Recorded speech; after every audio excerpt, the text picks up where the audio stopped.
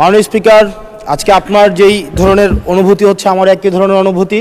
কারণ নিয়মের বেড়াজালে আপনাকে কখনো কখনো আটকে দেওয়া হয়, আবার আমাকেও কখনো কখনো আটকে দেওয়া হয়।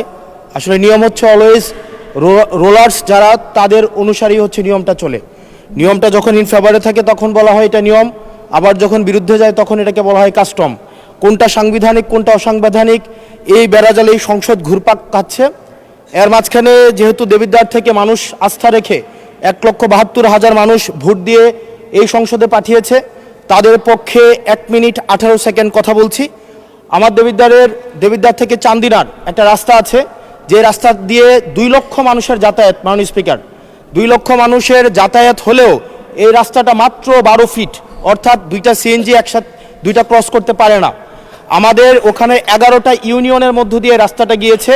এই রাস্তাটাকে যদি আমরা প্রসারিত করতে পারি তাহলে ওই ইউনিয়নগুলোতে আমরা শিল্প এবং বিভিন্ন ধরনের আমরা হচ্ছে কোল্ড স্টোরেজ, আমরা কর্মসংস্থানের ব্যবস্থা করতে পারবো, যেহেতু ওই রাস্তাটা হচ্ছে ঢাকা চিটাগং হাইওয়ের একটা রাস্তা। এবং এই রাস্তাটা যদি আমরা প্রশস্ত করতে পারি তাহলে আমাদের কুমিল্লা থেকে, আমাদের ঢাকা থেকে যে সিলেটের যে যাতায়াত, সেই যাতায়াত হচ্ছে আমাদের 40 কিলোমিটারের মতো কমে যাবে। মাননীয় স্পিকার, সার্বিক দিক বিবেচনায় কর্মসংস্থান বৃদ্ধি এবং যোগাযোগ হচ্ছে আমাদের 40 কিলোমিটার কমানোর জন্য আমাদের আমাদের কুমিল্লা, আমাদের দেবিদ্বার থেকে চান্দিনার যে রাস্তাটা আছে সেটা 12 ফিট আছে। এটাকে প্রশস্ত করে এটাকে হাইওয়ে করার জন্য মাননীয় স্পিকার আপনার মাধ্যমে সংশ্লিষ্ট মন্ত্রণালয়কে অনুরোধ জানাচ্ছি।